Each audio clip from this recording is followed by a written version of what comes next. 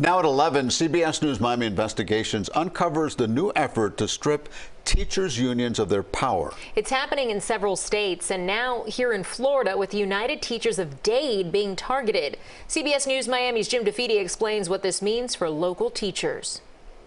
For the past several months, public school teachers across South Florida have received these mail pieces urging them to stop paying their union dues to the United Teachers of Dade.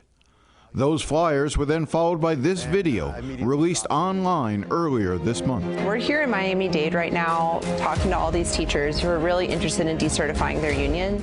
The flyers and video come from the Freedom Foundation, a conservative think tank that is financed by wealthy right-wing donors that has raised tens of millions of dollars over the years for what they say is a nonpartisan effort to educate workers about their rights, but that critics charge is a well-orchestrated national campaign to weaken and destroy labor unions representing government employees. These aren't isolated state-by-state episodes, but rather part of a bigger arc, a bigger campaign to try and defang, defund, and demobilize public sector labor unions, particularly teachers' unions. In Florida, the Freedom Foundation has set its sights on the state's largest teachers' union, UTD, which represents 30,000 school district employees.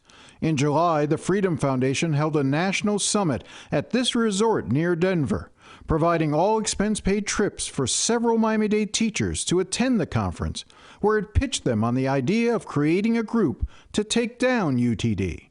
The Freedom Foundation is now financing and promoting that alternative organization called the Miami-Dade Education Coalition.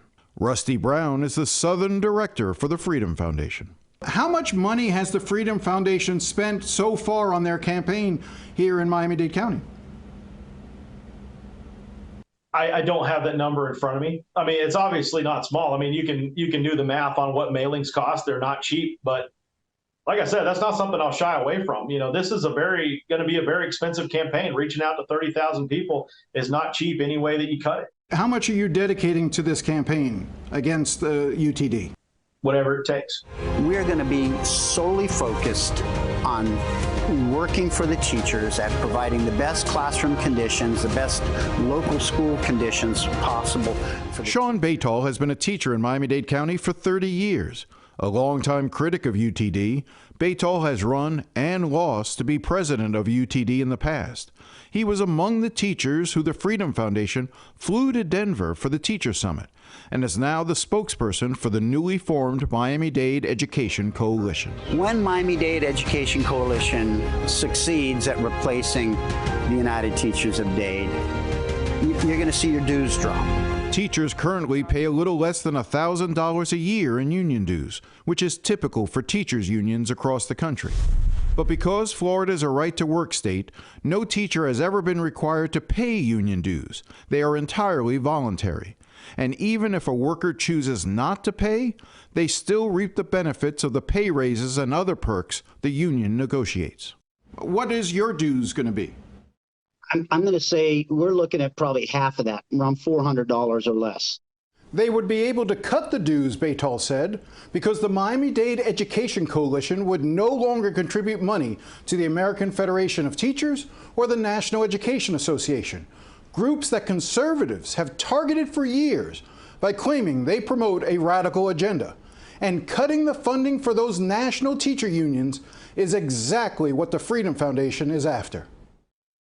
They've been a key foe of conservatives, and that's why you've seen over decades this campaign to weaken public sector labor unions as a political strategy by pursuing all of these different measures, whether it's cutting back on their right to collectively bargain or on their right to be able to collect dues and fees from workers that they represent. In Florida, the Republican legislature passed Senate Bill 256 earlier this year, which blocked local governments from deducting union dues from an employee's paycheck, even if the employee wanted the dues collected.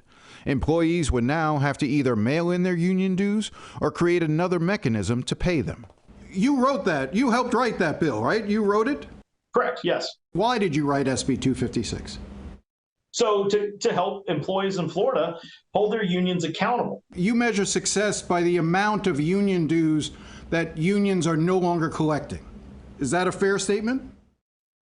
Yes, but it's a narrow view of the problem as a whole. Baytall acknowledges the Freedom Foundation may be using Miami-Dade teachers for their own political ends, but he said it is necessary for him to align with them because he was unable to challenge UTD in the past. Do you remember World War II? Do you remember that we allied ourselves with the Soviet Union against Adolf Hitler? The concept is an enemy of my enemy is my friend for today. And right now, we have tried for decades to overthrow this ineffective, fraudulent organization known as United Teachers of Dade, and we have not been able to do it. Under the new law passed as a result of Senate Bill 256, if the teachers union is not able to show that by December 15th, at least 60% of their members are paying dues, even though it's now harder for them to pay those dues, then a state board appointed by Governor Ron DeSantis will step in and begin the process of decertifying the union. We're going to have a lot more on this Sunday on Facing South Florida, as well as in the weeks ahead. I'm Jim DeFede, CBS News, Miami.